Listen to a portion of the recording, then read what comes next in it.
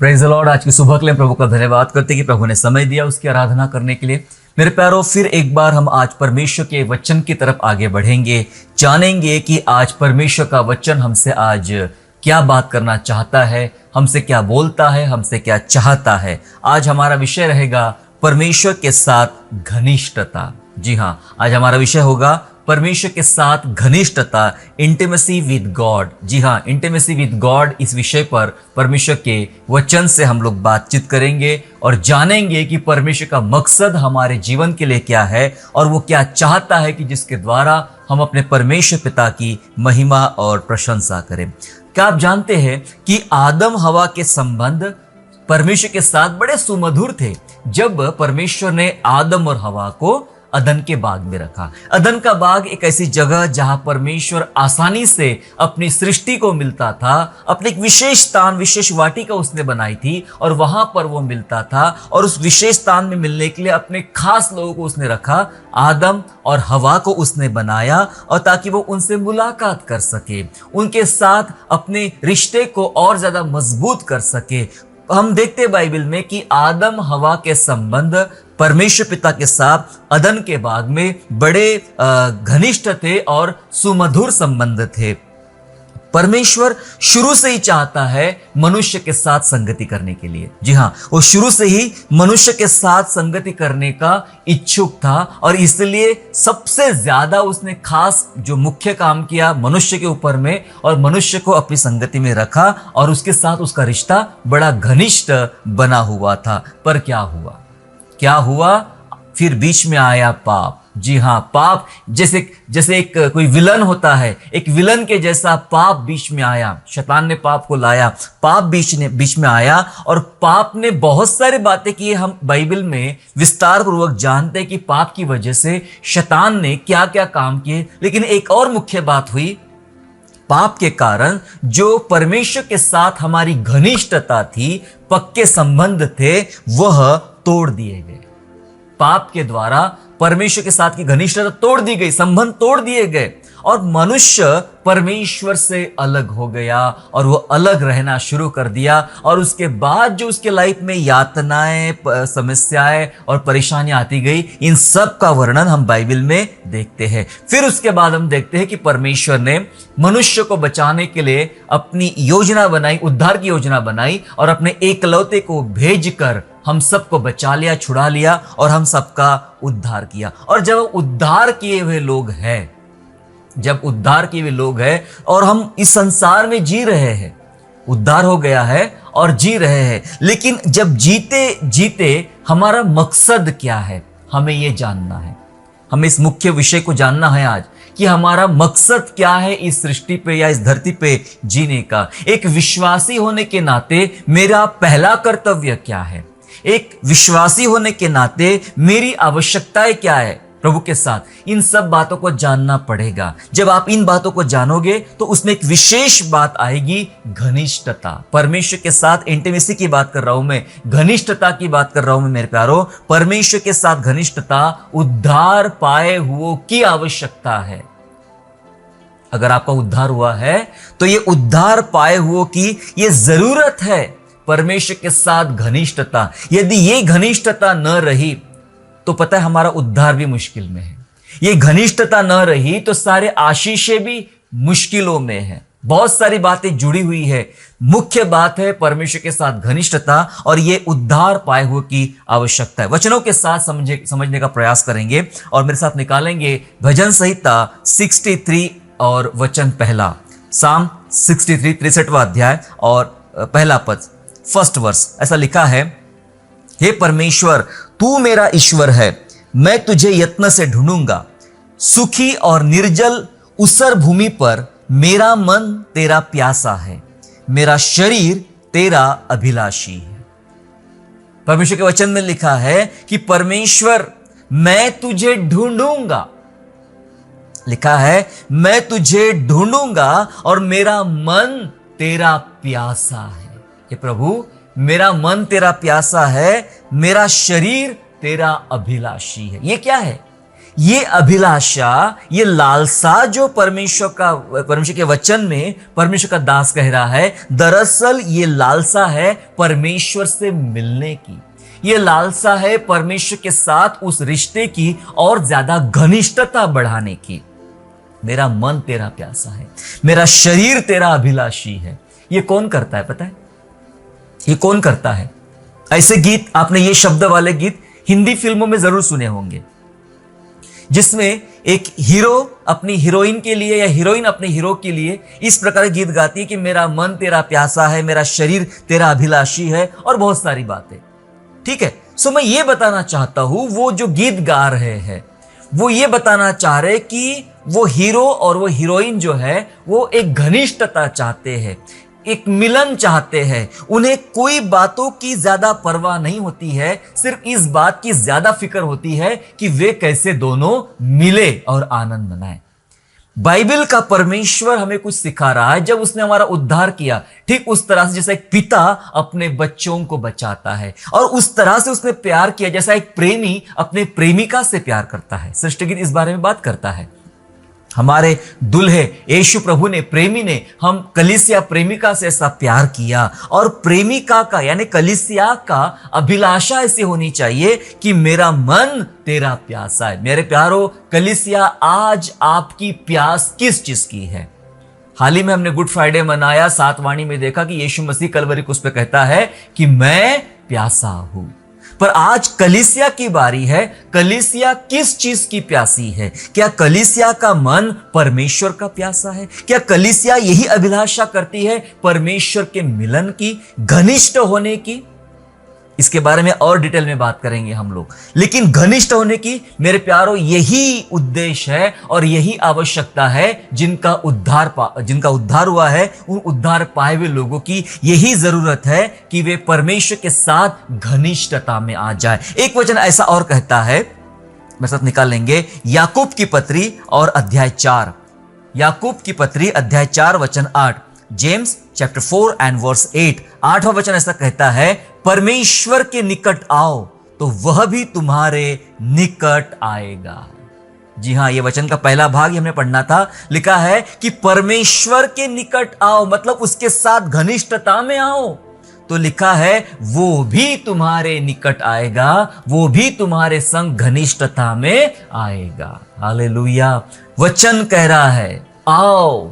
ये बुलाहट है परमेश्वर की कलीसिया के लिए कि हे विश्वासियों, परमेश्वर के बच्चों, परमेश्वर के निकट आओ, करीब आओ, घनिष्ठता निभाओ।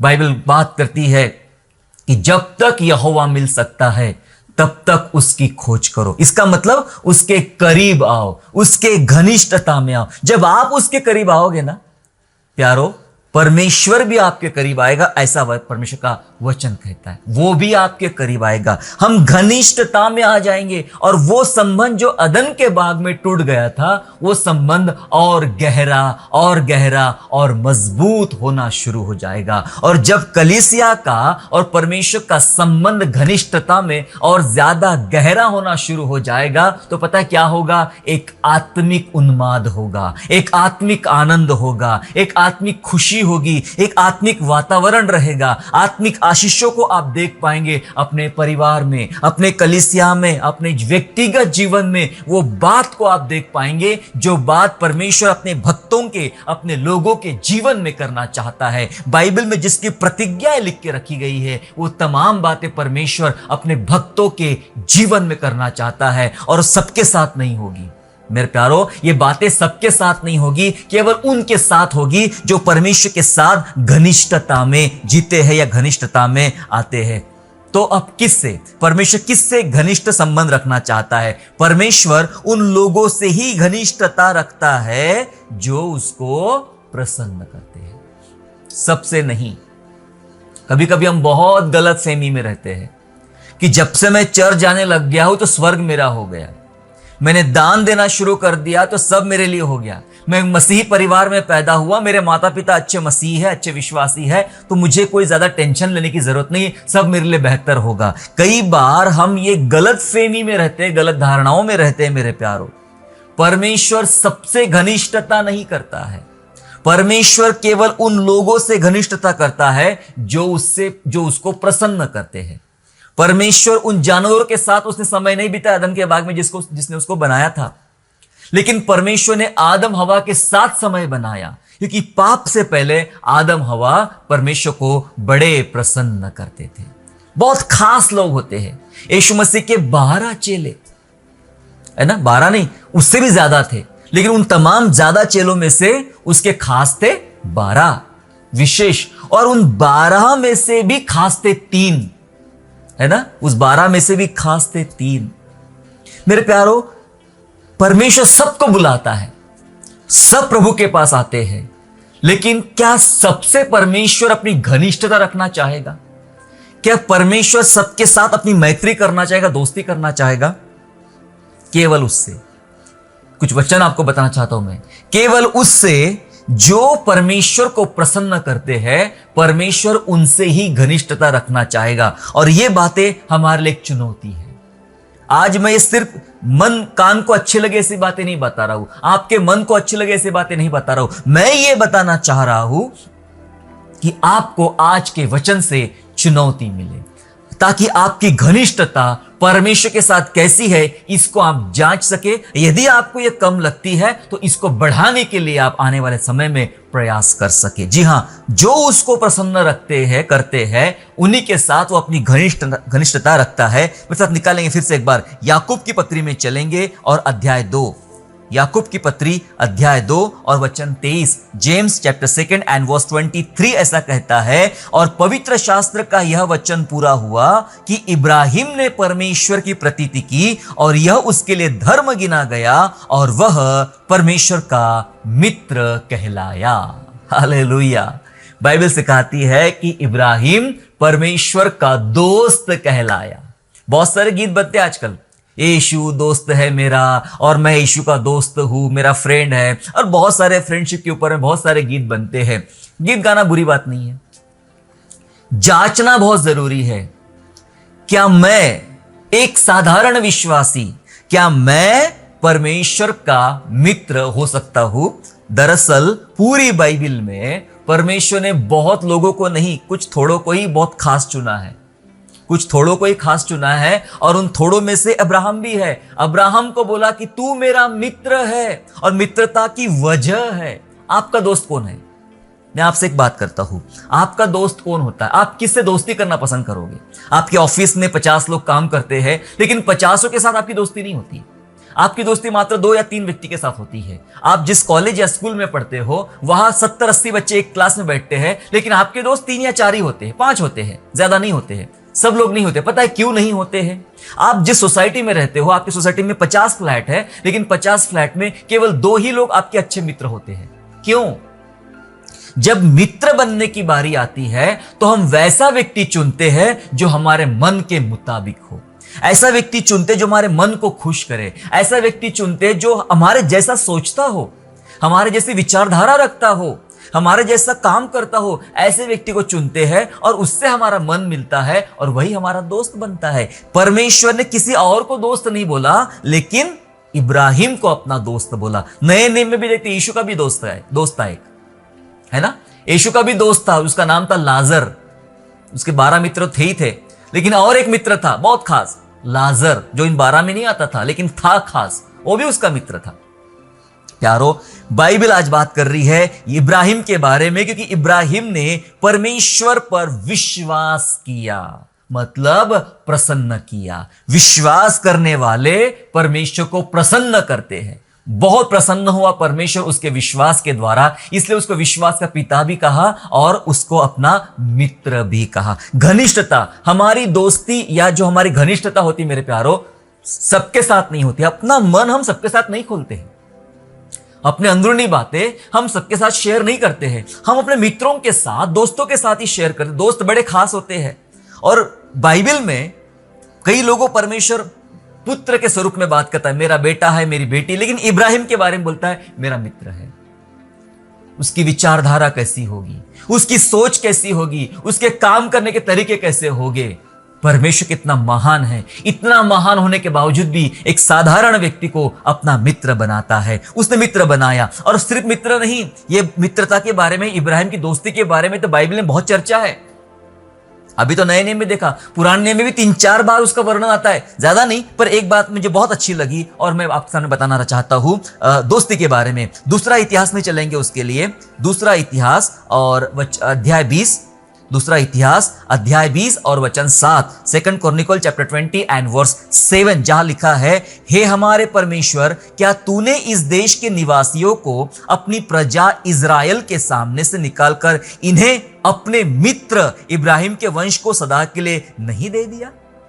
प्रभु, तूने अपने मित्र इब्राहिम के वंश के लिए सदा के लिए दे दिया उस देश को, उसको खाली करवा दिया, और वो देश अपने मित्र के वंश यानी इब्राहिम के वंश को तूने दे दिया। कितनी खास बात है ये। जब बात हो रही है, बाइबल बात कर रही है, प्रार्थना करा यहोशापात राजा। यहोशापात राजा जब चर्चा करता, प्रार्थना में प्रभु से बात करता, तो ऐसी बात करता, तूने अपने मित्र, उसको भी पता था कि इब्राहिम परमेश्वर का मित्र है। याकूब की पत्री में पढ़ा कि वो मित्र है, राजा में लिखा है कि वो मित्र था, उत्पत्ति में लिखा है कि वो मित्र हुआ। प्यारो, बाइबल बात कर रही, तूने अपने मित्र के वंश के लिए दे दिया। मित्र ऐसा होता है जो परमेश्वर के मन को प्रसन्न करता है और परमेश्वर उसका दोस्त बनता है, और दोस्ती का परिणाम आशीष के स्वरूप में इब्राहिम के वंश को परमेश्वर ने दिया। एक और वचन आपके लिए पढ़ना चाहता हूं, पहला शमूएल और अध्याय 13 और वचन 14। मैं जानता हूं आप समझ गए किसके बारे में बात होने वाली है अभी। 1 सैमुएल चैप्टर 13 एंड वर्स 14, 14 वचन। जी हां, 14 वचन। दरअसल ये वो समय था जब परमेश्वर दाऊद को बुलाहट दे रहा था। शमूएल से द्वारा बात कर रहा परमेश्वर। सुनिए 14 वचन से, परंतु अब तेरा राज्य बना न रहेगा। कौन किससे बात कर रहा है? शमूएल नबी शाऊल राजा से बात कर रहा है। अब तेरा राज्य बना न रहेगा, यहोवा ने अपने लिए एक ऐसे पुरुष को ढूंढ लिया है जो उसके मन के अनुसार है, और यहोवा ने उसी को अपनी प्रजा पर प्रधान होने को ठहराया है, क्योंकि तूने यहोवा की आज्ञा को नहीं माना। शाऊल को बोला जा रहा है कि परमेश्वर के साथ परमेश्वर ने एक ऐसे आदमी को चुन लिया है, ऐसे पुरुष को ढूंढ लिया है जो उसके मन के अनुसार है, और वो दाऊद था। घनिष्ठता, जब आप दाऊद का भी जीवन पढ़े तो दाऊद की इतनी जबरदस्त घनिष्ठता थी परमेश्वर के साथ में कि अद्भुत घनिष्ठता दाऊद की थी, और पूरे जीवन भर दाऊद ने परमेश्वर को प्रसन्न किया। एक साधारण व्यक्ति बनके, राजा होने के बावजूद भी एक साधारण व्यक्ति बनके उसने अपने परमेश्वर को प्रसन्न किया। मैंने मात्र इब्राहिम के बारे में और दाऊद के बारे में आपको बताया कि किस प्रकार से इनकी घनिष्ठता परमेश्वर के साथ थी। बाइबल में और भी लोग हैं, लेकिन परमेश्वर उनसे दूर हुआ। आपके मंडली में, हमारी कलीसिया में बहुत से लोग हैं, बहुत से आत्माएं हैं। परमेश्वर चाहता तो यही है कि वो सबसे प्यार करे, चाहता तो यही है कि सबके साथ घनिष्ठता रखे। लेकिन मेरे प्यारे परमेश्वर के लोगों, मैं आपसे पूछता हूं, आप में ऐसे कितने लोग हैं जिनके अंदर इब्राहिम के समान विश्वास के काम है? आप में से कितने ऐसे लोग हैं जो दाऊद के समान मन रखते हैं परमेश्वर के लिए, और परमेश्वर उनसे प्रसन्न हो जाता है, और परमेश्वर ऐसे लोगों से घनिष्ठता रखता है। आज परमेश्वर चाहता है आपसे घनिष्ठता रखने के लिए। कैसे रख सकता है, क्या होगा? आइए इन बातों को और ध्यानपूर्वक समझने का प्रयास करते हैं। मेरे परमेश्वर के साथ के संबंध घनिष्ठ है, यह कैसे पता चलेगा? जी हां, अब खुद की बात करेंगे, हम लोग पर्सनल बात करेंगे कि मेरे परमेश्वर के साथ के संबंध घनिष्ठ है, यह कैसे पता चले? थोड़ी जांच करेंगे। मैंने कहा जांच करेंगे, जांच में चुनौतियों को भी देखेंगे और यह भी जानेंगे अब परमेश्वर मेरे अंदर कौन से डेवलपमेंट को चाहता है। जी हां, मेरे परमेश्वर के साथ के संबंध घनिष्ठ है, ये कैसे पता चलेगा? बहुत सिंपल बातें, 3-4 बातें बता के मैं जल्दी खत्म करना चाहता हूं कि कौन सी वे बातें जो आपको जांच करना चाहिए, जिससे आपको यह पता चलेगा कि आपके संबंध प्रभु से कैसे घनिष्ठ है। पहली बात, क्या जांच करना चाहिए, कैसे करना पता करना चाहिए? पता करना है हमें, है ना? पता करना है कि कैसे संबंध मेरे घनिष्ठ है, पता चलेगा। पहली बात, जब पाप करने के बाद या गलतियां करने के बाद या पाप करने के बाद प्रार्थना करने की अगर आपकी हिम्मत नहीं होती है, प्रार्थना करने की आपकी हिम्मत नहीं होती है तो समझ लेना कि आपका संबंध प्रभु के साथ बड़ा अच्छा चल रहा है। हालेलुया। देखो, जांच करना पड़ेगा, थोड़ा सा कठिन विषय है, इसलिए समझना पड़ेगा। जब आप गलतियां कर, दिन भर की याद कीजिए, अपने दिन भर को याद कीजिए। आप कोई गलतियां करते हो, किसी का मन दुखाते हो, किसी के साथ बुरा व्यवहार करते हो, कोई पाप कर लेते हो, जानबूझ के या अनजान जो भी है पाप कर लेते हो, और फिर रात को जब आपको बैठना है प्रभु के पास, प्रार्थना करना है, चाहे पारिवारिक प्रार्थना हो या व्यक्तिगत प्रार्थना, जब आप प्रार्थना करने को बैठते हो तो आपको तमाम बातें याद आती कि मैंने आज दिन भर कैसा किया, कितनों का दिल दुखाया, कितनों के साथ बुरा किया, कितनों के साथ पाप किया, और फिर आपके मुंह से शब्द भी नहीं निकलते हैं। फिर आपकी हिम्मत भी नहीं होती कि मैं प्रभु को अपना चेहरा कैसे दिखाऊं, मैं कैसे उसके पास जाऊं, मैं कैसे उससे प्रार्थना करूं और अपने लिए बरकत मांगू, अपने परिवार के लिए आशीष मांगू, अपने कामों के लिए ब्लेसिंग मांगू, कैसे करूं मैं। और तब आपको हिम्मत नहीं होती प्रार्थना करने की, आपका मन छटपटाता है, आप परेशान हो उठते हो और आप यहां वहां दौड़ते हो, आपका दिमाग काम नहीं करता है, आप परेशान से हो जाते हो। यदि ऐसा चल रहा है आपके साथ तो आपके संबंध अच्छे हैं प्रभु के साथ, आपके संबंध अच्छे हैं। तभी वो पवित्र आत्मा जो आपके भीतर रखा गया है परमेश्वर के द्वारा, वो आपको याद दिलाता है कि तूने पाप किया। हमारी दशा उस चुंगी लेने वाले पापी के समान है जो मंदिर में भी नहीं आया, दूर खड़ा होकर ही सोचने लगा कि मैं इस लायक भी नहीं कि परमेश्वर के भवन में आऊं और उससे धन्यवाद दूं, उससे प्रार्थना करूं, मैं इस लायक भी नहीं। आपको खुद की जांच करना आना चाहिए, और जब आपके साथ ऐसा होता है तो आपके संबंध अच्छे। कभी कभी हम बहुत सारे पाप कर बैठते हैं, बहुत बुराइयां कर बैठते हैं, बहुत गलतियां कर बैठते हैं, और जब प्रार्थना करने की बारी आती, चाहे मंच के ऊपर में, चाहे परिवार के साथ, चाहे व्यक्तिगत रूप से, हम बड़े मजे से प्रार्थना करते हैं। हमारे ऊंचे ऊंचे शब्द होते हैं, ऊंची ऊंची बातें होती है, और बहुत अच्छे से प्रार्थना करते हैं। सुनने वालों को, कान को भी बहुत अच्छा, क्या सुंदर प्रार्थना की गई है। आपका मन ठीक नहीं है मेरे प्यारों। अगर आपसे पाप हुआ है, गलतियां हुआ है, तो मैं जानता हूं आप अपने पिता से आंखें नहीं मिला पाओगे। अगर आप उसे सच्चा प्यार करते हो तो उससे आंखें नहीं मिला पाओगे। थोड़ा टाइम लगेगा पश्चाताप करने का, मन फिराने का, चेंज होने का। तब मन खाली होगा, शांत होगा, तैयार होगा, तब आप पश्चाताप के साथ परमेश्वर के सन्मुख प्रार्थना कर पाओगे। परमेश्वर ने एक उदाहरण बताया दाऊद को। जब दाऊद ने बत्सेबा के संग पाप किया तो उसके पति को, हित्ती उरिय्याह को लड़ाई में भेजकर मरवा डाला था, तब परमेश्वर ने एक उदाहरण, बकरी और भेड़ वाला उदाहरण देके बात किया, और दाऊद को बहुत गुस्सा आया कि ये कौन है जिसने ऐसा किया, मैं उसको मार डालूंगा, जिंदा नहीं रहने दूंगा। और परमेश्वर ने धीरे से कहा, वो तू ही है। नातान नबी के जरिए बताया, वो तू ही है, तूने ऐसा ऐसा पाप किया है, इसे तलवार तेरे परिवार से कभी हटेगी नहीं, वो खड़ी रहेगी, तूने ऐसा किया, तूने वैसा किया, और सारी बातें बता चुका परमेश्वर। तब दाऊद ने कुछ कहा। एक अच्छा भक्त कैसा होता है, एक अच्छा परमेश्वर का जन कैसा होता है, उसने दाऊद ने कहा, दूसरा शमूएल 12 अध्याय और वचन 13 में, 2 शमूएल चैप्टर 12 एंड वर्स 13 में ऐसा दाऊद ने कहा। तब दाऊद ने नातान से कहा, मैंने यहोवा के विरुद्ध पाप किया है, मैंने यहोवा के विरुद्ध पाप किया है। नातान ने दाऊद से कहा, यहोवा ने तेरे पाप को दूर किया है, तू न मरेगा।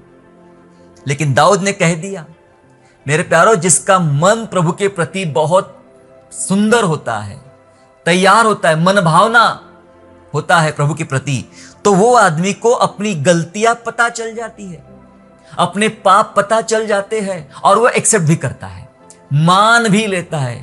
कई लोग मानते तक नहीं है, कितना उनको याद दिलाओ तब भी ना उनको कोई बातें याद आती है और ना वे मानते हैं। दाऊद एक ऐसा परमेश्वर का भक्त है जिसने मान लिया कि मैंने यहोवा के विरोध में पाप किया, और वो दुआ में बैठ गया। मैं आपको बताना चाहता हूं, जब आप गलतियां या पाप करने के बाद, अपराध करने के बाद आपको प्रार्थना करने की हिम्मत नहीं होती है, परमेश्वर से आंख मिलाने की हिम्मत नहीं होती है, उसे अपना चेहरा दिखाने की हिम्मत नहीं होती है, तो ठान लेना कि आपका संबंध प्रभु के साथ बड़ा अच्छा चल रहा है। दाऊद ने पाप किया, लेकिन उसके बावजूद उसका मन तैयार था कि मैंने यहोवा के विरुद्ध पाप किया। ऐसा वही व्यक्ति कह सकता है जिसकी प्रभु के साथ घनिष्ठता है। हालेलुया। दूसरी बात को समझ लेते हैं कि कैसे जानूं कि मेरे परमेश्वर के साथ के संबंध घनिष्ठ है, कैसे पता चलेगा। ये पहली बात मैंने बता दिया आपको। दूसरी बात बताना चाहता आपको मैं, दूसरी बात ऐसी है कि परमेश्वर की मनाई और अगुवाई को यदि आप समझते हो, परमेश्वर की मना करता प्रभु ना, उसकी मनाई को और उसकी अगुवाई को जब आप समझते हो, तब जान लेना कि आपके संबंध प्रभु के साथ अच्छे चल रहे हैं। हालेलुया। चुनौती दे रहा हूं मैं आपको, हम थोड़ा सा उल्टे रास्ते से चल रहे हैं, अभी जांच कर रहे हैं। मैं ये नहीं बोल रहा कि आपके संबंध अच्छे नहीं है, मैं तो ये कह रहा हूं ये जांच है, साधारण जांच है। इस जांच में खरे उतरे तो जान लेना कि मेरे संबंध अच्छे हैं। पहली बात के बाद दूसरी बात बता रहा आपको मैं कि परमेश्वर की मनाई और परमेश्वर की अगुवाई को जब आप समझना शुरू कर देते हो, कभी कभी हम अपनी ही विचारधारा लगाते हैं कि नहीं, मुझे ऐसा लगता है कि प्रभु यही चाहता होगा, मुझे अच्छा लगता है इसलिए प्रभु को भी अच्छा लगता होगा। जरूरी नहीं है कि जो आपको अच्छा लगता है वो उसको अच्छा लगे। जब आपके घर में मेहमान आते हैं तो आप किसकी पसंद का खाना बनाते हो, अपनी पसंद का या मेहमान की पसंद का? अक्सर घरों में ऐसा होता है कि घर वालों को ऐसा लगता है कि ये खाना मुझे बहुत पसंद है तो मैं ये बनाता हूं, उनको भी पसंद आएगा। जरूरी नहीं है। मैं एक घर में खाना खाने के लिए गया, एक सभा में गया था, उसके बाद एक घर में खाना खाने गया तो 25-30 प्रकार के आइटम मेरे लिए खाना खाने के लिए रख दिए गए और बहुत ही अच्छे आइटम थे। साधारण व्यक्ति के लिए देखे जाए तो बहुत ही अच्छी चीजें थी, खाने के लिए मजेदार चीजें थी, बहुत प्रकार के व्यंजन उन्होंने बनाए थे। पर मैं ढूंढ रहा था मेरा फेवरेट, और मैं आपको बताना चाहता हूं मेरा फेवरेट बहुत ही साधारण, आप लोग हंसोगे, साधारण से है, एक आलू बैंगन की सब्जी। मुझे बहुत अच्छे मटन करी से, चिकन करी से, दूसरी तमाम चीजों से भी अच्छी लगती है। और दूसरा ऑप्शन होता है टमाटर की चटनी। साधारण, मैं बहुत जमीन का आदमी हूं, जमीनी चीज ज्यादा पसंद आती है। मैं उतने सारे भोजन में से अपना चुनाव कर लिया। मैंने अपने हाथ से छोटी सी टमाटर की चटनी और चावल खाया और मुझे बड़ा मजा आया। देखो, उन्होंने खाना बना, मैं ये नहीं कह रहा कि वो खराब थे, वो बहुत अच्छे लोग थे, तभी तो इतना सब बनाया। आप बहुत अच्छा बनाते हो, लेकिन ये याद होना चाहिए कि आप जब किसी के लिए खाना पकाते हो तो अपनी इच्छा, मैं ये सोचता हूं कि मुझे ये पसंद है तो सामने वाले को भी पसंद होगा। जरूरी नहीं है उसे कुछ और पसंद होगा, उसकी पसंद आपको याद होना चाहिए और उसके अनुसार आपने काम करना चाहिए। और जब हम परमेश्वर की बात करें तो परमेश्वर के बारे में भी हम सोचते हैं कि मुझे ये काम पसंद है, मुझे ये वाली बातें पसंद है, तो ये पसंद प्रभु की भी पसंद होगी। जरूरी नहीं है।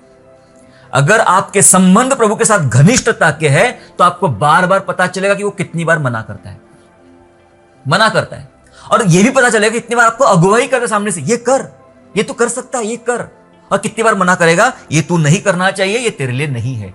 ये कौन करता है? जब घनिष्ठता, जब आपकी मैत्री होती है, जब आपकी दोस्ती होती है, जब आपका रिश्ता अच्छा होता है, घनिष्ठ होता है, तब आपको ये बातें बराबर पता चल जाती है। कई घरों में पति पत्नी का रिश्ता इतना पक्का नहीं होता है, पर होना चाहिए। घनिष्ठ रिश्ता एक छोटे से इशारे में समझा देता है कि कौन सी बात की मनाही है। कोई मेहमान घर में आया है और कुछ बात नहीं करना है, कुछ काम नहीं करना है, तो एक साधारण सा इशारा, साधारण सा झलक बता देती है कि ये बात उनके सामने नहीं करना चाहिए। ये वो रिश्ते पर डिपेंड करता है, उस दोनों व्यक्ति का रिश्ता कैसा होता है। रिश्ता अगर हमारा प्रभु के साथ ऐसा है, हम उसकी मनाही को, अगुवाई को जानेंगे। निकालेंगे मेरे साथ यशाया नबी की पुस्तक निकालें, यशाया नबी की पुस्तक और अध्याय 8 और वचन 11। आइजाया चैप्टर 8 एंड वर्स 11। 11 वचन बोलता है, क्योंकि यहोवा दृढ़ता के साथ मुझसे बोला और इन लोगों की सी चाल चलने को मुझे मना किया। हालेलुया। यहोवा दृढ़ता के साथ क्या बोला कि इन लोगों के जैसी चाल तूने नहीं चलना है, ऐसी चाल चलने से मुझे मना किया। मना किया लिखा है। परमेश्वर का दास सुन रहा है परमेश्वर की, प्रभु ने मुझे मना किया। कलीसिया, मैं आपसे बात करता हूं, कितने लोग ये बात बता पाएंगे आज के इस सुबह आराधना में? कितने लोग बता पाएंगे कि मुझे मेरे परमेश्वर ने यह बात करने के लिए मना किया? कितनों का अनुभव है? मैं आपसे पूछना चाह रहा हूं, कितनों का अनुभव है कि मुझे परमेश्वर ने यहां इस तारीख को, इस जगह, इस दिन में यह काम के लिए मुझे मना किया और मैंने उसकी मनाही की आवाज स्पष्ट रूप से सुनी। उसने मुझे मना किया और मैं हट गया। मना किया।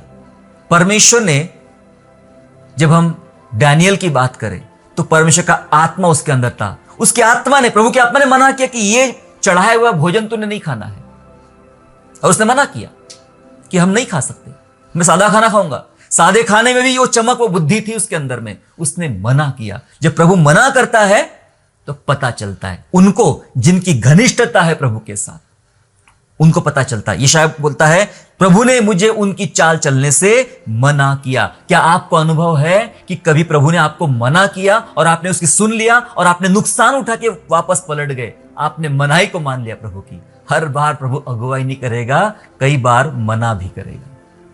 हालेलुया। एक और वचन के साथ आगे बढ़ेंगे। प्रेरितों के काम अध्याय 16, प्रेरितों के काम अध्याय 16 निकाल लेंगे और वचन 6 और 7, book of Acts chapter 16 and verse 6 and verse 7, जहां लिखा है, सुनिए 6 और 7 में, वे फ्रुगिया और गलतिया देशों में से होकर गए और पवित्र आत्मा ने उन्हें एशिया में वचन सुनाने से मना किया। प्रेरितों को एशिया में वचन सुनाने से मना किया। आगे सुनो, और उन्होंने मुसिया के निकट पहुंचकर बितुनिया में जाना चाहा, परंतु यीशु के आत्मा ने उन्हें जाने न दिया।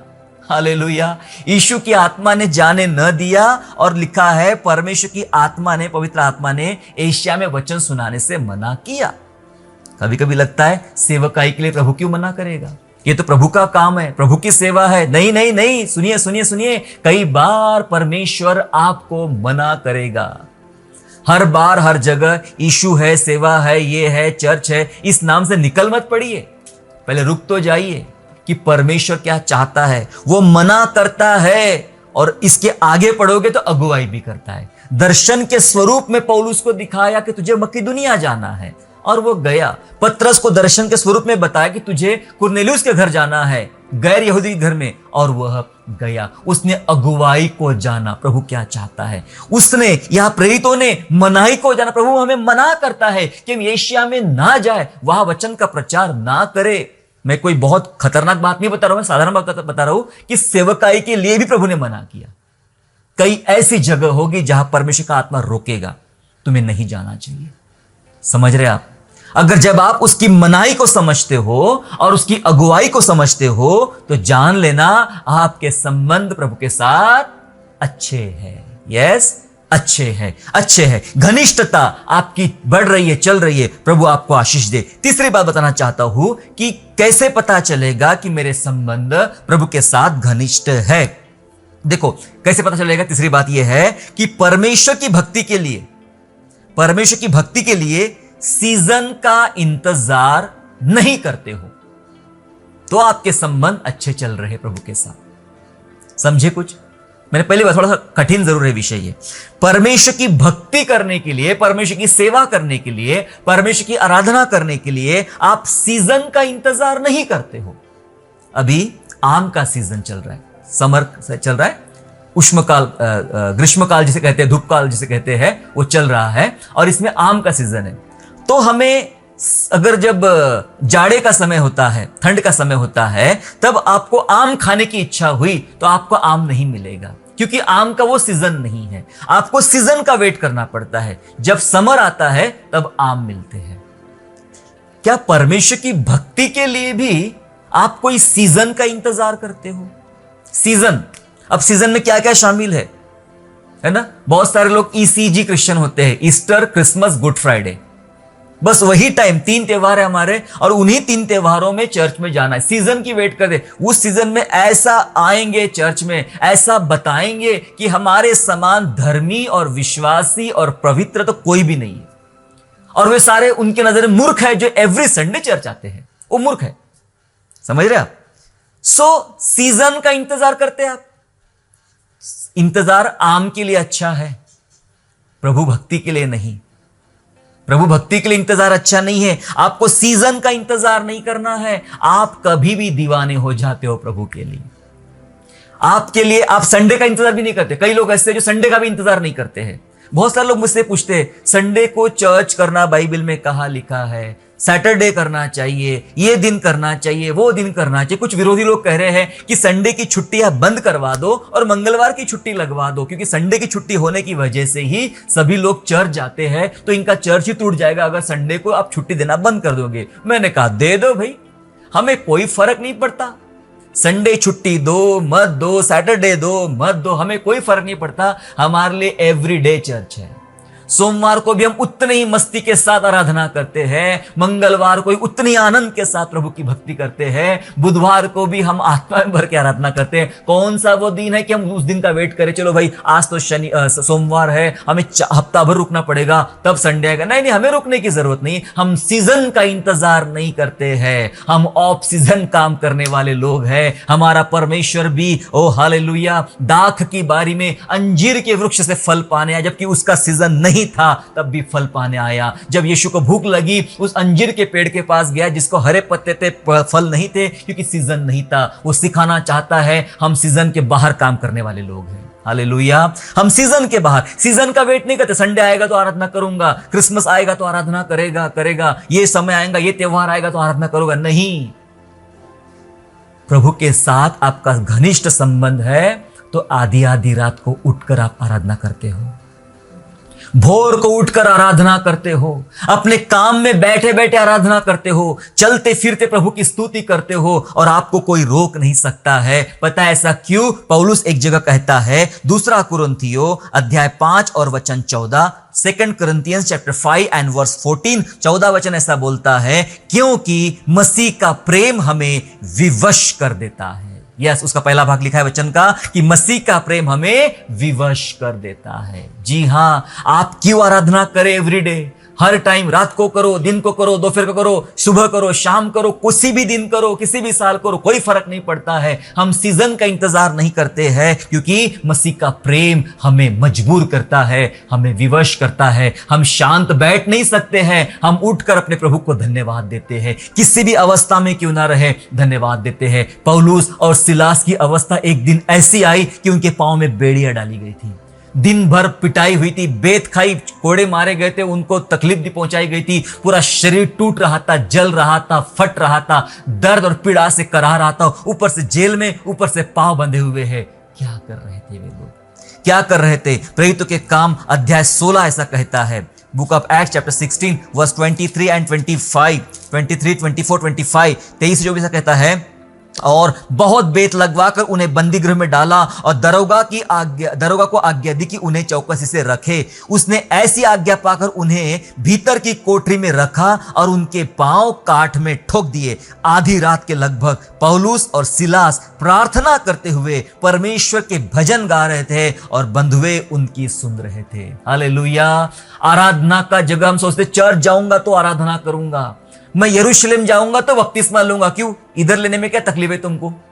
मैं इजराइल जाऊंगा तो ही बपतिस्मा लूंगा, यर्दन में ही बपतिस्मा लूंगा, मैं वहीं से वहां जाके ही प्रभु भोज खाऊंगा, मैं फलाने चर्च के पास्टर से ही बात करूंगा। क्यों? परमेश्वर सब जगह है, जहां 2 या 3 वहां परमेश्वर है। ये जेल आराधना करने की जगह नहीं है जहां ये आराधना कर रहे हैं। ये जेल है, जेल। और माहौल आनंद का नहीं है, क्रिसमस का माहौल के नए कपड़े पहन लिए, केक खा लिए, ये खा ले, चलो आज आराधना करते नहीं। या दिन भर मार खाई है, दुख उठाया है। क्या कर रहे दोनों बैठ के? वे प्रार्थना कर रहे हैं और भजन गा रहे हैं, ऐसा लिखा है। दुख और पीड़ाओं में वे सीजन के मोहताज नहीं है कि चर्च जाऊंगा तो प्रार्थना करूंगा, नहीं। वो दिन के मोहताज नहीं कि वो दिन आएगा, वो त्योहार आएगा तो मैं प्रार्थना करूंगा। हालात उनके विपरीत है, परिस्थितियां उनके विपरीत है, तब भी वे आराधना और प्रार्थना करने बैठे हैं। मेरे प्यारों, परमेश्वर की भक्ति के लिए सीजन का इंतजार आप नहीं करते हो, ना दिन का, ना समय का, ना मौके का इंतजार नहीं करते हो। आप कभी भी आनंद से आराधना करना शुरू कर देते हो। अगर ऐसा आपके साथ हो रहा है, आधी आधी रात को पागलों के समान उठकर आप आराधना करते हो, प्रार्थना करते हो, तो बता दूं आपके संबंध प्रभु के साथ अच्छे चल रहे हैं। हालेलुया। मेरे परमेश्वर के साथ मेरे संबंध कैसे घनिष्ठ है या घनिष्ठ ये कैसे पता चलेगा, इसके ऊपर 3 बातें ऑलरेडी बता चुका हूं मैं। चौथी बात, और अंत में खत्म कर रहा हूं। चौथी बात, ये भी आपको जांच करने का मौका मिलेगा कि आपके संबंध प्रभु के साथ कैसे घनिष्ठ है, पता चलेगा। देखो, चौथा काम क्या है? कुछ भी काम करने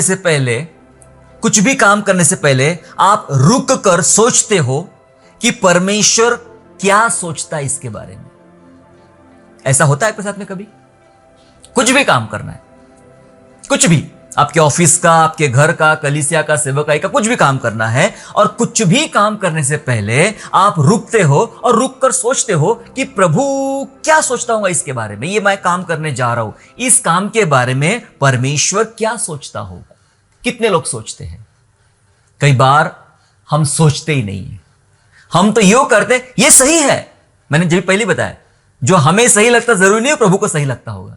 हम ये सही है, मैं जो कर रहा हूं परमेश्वर की मर्जी भी इसमें होगी, ये सही है। आप अब खुद ही फैसला अपने जीवन का लेना शुरू कर देते हो और जरा भी नहीं सोचते हो। कई हमारे जवान लड़के लड़कियां, कई लड़कियां अपने लिए पसंद कर लेते, लड़के पसंद कर लेते हैं और आगे बढ़ जाते हैं, और कईयों के जीवन में इसकी वजह से तकलीफें भी आ जाती है। थोड़े देर के लिए भी नहीं सोचते हैं कि मैं इस लड़की से प्रेम करूं, इस लड़के से प्रेम करूं, परमेश्वर क्या सोचता है इसके बारे में। कई लोग कोई काम के बारे में, जॉब के बारे में फैसला करते हैं और थोड़ा भी नहीं सोचते हैं परमेश्वर क्या सोचता होगा ये जॉब के बारे में। ये बिजनेस मैं करूं क्या नहीं करूं, ये जॉब मैं करूं या नहीं करूं, परमेश्वर क्या सोचता होगा इसके बारे में। मैं उससे घर जाऊं, मैं उससे बात करूं, मैं उसके यहाँ खाऊं, मैं उसके साथ इस प्रकार व्यवहार करूं, परमेश्वर क्या सोचता होगा। जब आप परमेश्वर की परवाह नहीं करते हो तो गड़बड़ है, और जब आप परमेश्वर की परवाह करते हो, आप रुक कर सोचना शुरू कर देते हो कि परमेश्वर क्या सोचता है। तो जब आप सोचते हो तो आपका संबंध प्रभु के साथ बहुत बढ़िया चल रहा है, आप घनिष्ठ हो प्रभु के साथ। बिलाम भविष्यवक्ता, अच्छी भविष्यवाणियां करने वाला, लेकिन लालच की वजह से उसका संबंध प्रभु से खराब हो गया। लालच की वजह से संबंध खराब हो गया प्रभु के साथ में, और जो काम वो करने गया वहां उसने पल भर भी नहीं सोचा कि ये काम करने से परमेश्वर क्या सोचता होगा मेरे बारे में। परमेश्वर क्या सोचता, उसने नहीं सोचा। पता है क्यों? उसका संबंध घनिष्ठ नहीं था। जब यहूदा इस्करियोती ने 30 चांदी के सिक्के के लिए यीशु को बेच दिया, तो उसने रुक कर नहीं सोचा कि परमेश्वर क्या सोचता होगा इस विषय के बारे में, इस काम के बारे में। जब पाप किया जाता है तब कोई सोचता नहीं है। यिर्मयाह नबी की पुस्तक ऐसा कहती है, यिर्मयाह अध्याय 5 और वचन 23-24, यिर्मयाह चैप्टर 5 एंड वर्स 23 एंड 24 लिखा है, इस प्रजा का हठीला और बलवा करने वाला मन है, इन्होंने बलवा किया और दूर हो गए हैं। वे मन में इतना भी नहीं सोचते कि हमारा परमेश्वर यहोवा तो बरसात के आरंभ और अंत दोनों समयों का जल समय पर बरसाता है और कटनी के नियत सप्ताहों को हमारे लिए रखता है, इसलिए हम उसका भय माने। इतना भी नहीं सोचते, ऐसा लिखा है, मेरी प्रजा इतना भी नहीं सोचते। हटीले हो गए, बावले हो गए, ये बलवा करने वाले हो गए हैं। इतना भी नहीं सोचते कि वो शुरुआत में भी वर्षा देगा और अंत में भी वर्षा देगा। वो अपना ही कुछ कर रहे हैं, जरा भी नहीं सोचते। क्या हम सोचते हैं? कुछ भी काम आपकी लाइफ में होता है, आप रुक कर सोचते हो? यदि आप सोच रहे हो, सोचते हो प्रभु क्या सोचता होगा। दाऊद रुक रुक के सोचता था, प्रभु जाओ लड़ाई करूं, मैं ये काम करूं, सोचता था और प्रभु उसको सफलता देता था। यदि आप सोचते हो, रुक कर सोचते हो, और कभी कभी आपको वापस भी पलट जाना पड़ता है, इसका यह मतलब है कि आपके संबंध प्रभु के साथ अच्छे चल रहे हैं। प्रभु के साथ आपके संबंध अच्छे चल रहे हैं। जी हां, 4 बातें मैंने बताया आपको, 4 बातें बताया कि मेरे परमेश्वर के साथ के संबंध घनिष्ठ है। कैसे पता चलेगा? पहली बात, कैसे पता चलेगा? जब पाप करने के बाद प्रार्थना करने की हिम्मत नहीं होती है, तब पता चलता है कि मेरा ठीक चल रहा है प्रभु के साथ में। जब आप परमेश्वर की मनाही को और अगुवाई को समझ रहे हो, तो ठीक चल रहा है प्रभु के साथ में। और प्रभु की भक्ति के लिए सीजन का इंतजार नहीं करते हो, ठीक चल रहा है प्रभु के साथ में। और कुछ भी काम करने से पहले रुक कर सोचते हो कि प्रभु इसके बारे में क्या सोचता है, तो आपका संबंध ठीक चल रहा है। क्योंकि मेरे प्यारो, परमेश्वर के साथ की घनिष्ठता ही आपके जीवन में फलवंतता लाएगी। हालेलुया। फलवंतता, ये घनिष्ठता ही लाने वाली है। एक आखिरी पद पढ़ के समाप्त करना चाहता हूं, मेरे साथ निकालेंगे यूहन्ना अध्याय 15 वचन 5, जो gospel of John chapter 15 and verse 5, जहां लिखा है, मैं दाखलता हूं, तुम डालियां हो। जो मुझ में बना रहता है और मैं उसमें, वह बहुत फल फलता है, क्योंकि मुझसे अलग होकर तुम कुछ भी नहीं कर सकते। क्या करना है? मुझ में घनिष्ठता के साथ बंधे रहना है, मेरे साथ अपने संबंधों को तैयार रखना है, मजबूत करना है, क्योंकि लिखा है तुम मुझसे अलग होकर कुछ भी नहीं कर सकते। मुझ में जुड़े रहोगे तो बहुत फल फलोगे, मतलब मेरे साथ घनिष्ठता रखोगे, मेरे साथ इंटीमेसी रखोगे तो बहुत फल फलोगे। अगर तुमने मुझे छोड़ दिया, मेरे साथ के तेरे संबंध खराब हो गए, तो तू कुछ भी कर ले, तू कभी फलवंत नहीं हो पाएगा। कलीसिया अगर प्रभु यीशु को छोड़ दी, प्रभु यीशु के साथ घनिष्ठ बनी नहीं रही, तो कितना भी कुछ क्यों ना कर ले, आप कभी फलवंत नहीं हो सकते। फलवंत होना है तो दोस्त बन जाए परमेश्वर की, उसको प्रसन्न करे, दाऊद के समान, इब्राहिम के समान, मूसा के समान परमेश्वर को प्रसन्न करे। वो आपसे दोस्ती करने आएगा और घनिष्ठ संबंध बनाएगा। हमारा संबंध उसके साथ में पिता पुत्र का तो है ही, साथ ही साथ एक दोस्त का संबंध रहेगा। यीशु ने कहा, मैं तुम्हें अपना मित्र कहता हूं, मैं तुम्हें अपना दोस्त कहता हूं। अगर तुम मुझे प्रसन्न करते हो तो मैं तुम्हें अपना दोस्त कहता हूं, ताकि हमारी घनिष्ठता और पक्की बनी रहे। ये बातें मैंने बताया, दोबारा सुन लीजिए, दोबारा समझ लीजिए और अपने आप को जांचे, क्या मेरा संबंध प्रभु के साथ घनिष्ठ चल रहा है? ये चुनौती है आपके लिए। जांचे, जांच में आपका रिजल्ट क्या निकलता है देखिए। अगर रिजल्ट ये निकलता है कि अच्छा है, बहुत अच्छा है, प्रभु को धन्यवाद दे और इसमें बढ़े, तैयार करें अपने आप को। अगर आपको लगता है मैं तो ऐसा नहीं करता, मेरे साथ ऐसा नहीं होता, ये 4 बातें मैंने बताया, इसमें चूकता हूं, इसका मतलब यह है कि अभी आपको बहुत सुधरने की जरूरत है, बहुत बदलने की जरूरत है और अपने संबंध को घनिष्ठ करने की जरूरत है। अगर आप चाहते हो तो आइए हम दुआ करेंगे, मांगे परमेश्वर से। प्रभु जी, आपका हम धन्यवाद, स्तुति, महिमा, प्रशंसा और तारीफ करते। प्रभु जी, धन्यवाद करते पिताजी कि आपने हमसे बहुत प्यार किया, आप हमसे घनिष्ठ संबंध रखना चाहते हो प्रभु जी, और हमारा आपके संग घनिष्ठ संबंध है। हम धन्यवाद करते पिता। इन तमाम वचनों से मैं जांच लिया प्रभु कि मेरा संबंध आपसे कैसा है। पिता, जहां जहां मैं कमजोर हूं, जहां जहां मेरे संबंध पक्के नहीं है, मुझे और गहरा कर, मुझे और मजबूत कर, मुझे और तैयार कर प्रभु जी, ताकि मैं मेरे प्रभु को समझूं, जानूं और उसके साथ अपने रिश्ते को और पक्का और गहरा कर दूं। यस प्रभु, मुझ में तू रहे और मैं तुझ में रहूं पिता राजा। प्रभु, वचन ने हमें सिखाया पिता परमेश्वर की तेरी बातें, मेरी बात तुम में और तुम मुझ में बने रहो। यस प्रभु, हम आप में बने रहे, ऐसा अनुग्रह मांगते। यीशु, हमारी सहायता कर पिता परमेश्वर, ताकि हमारा रिश्ता आपके साथ और घनिष्ठ और मजबूत बने। धन्यवाद, स्तुति कर, धन्यवाद के साथ उद्धार करता प्रभु यीशु के नाम से प्रार्थना मांगते हैं, आमेन। आशा करता हूँ आज के संदेश के द्वारा आपने आशीष प्राप्त किया है। यदि सचमुच आपने आशीष प्राप्त किया है तो इस संदेश को दूसरों के साथ शेयर कीजिए और हमारे दूसरे भी संदेशों को सुनने के लिए हमारे चैनल को सब्सक्राइब करें और नोटिफिकेशन के लिए बेल आइकन को दबाइए। और हाँ, यीशु पर विश्वास करना ना छोड़ें, वो आपको आशीषमय स्थानों की ओर आगे ले जाएगा। God bless you all.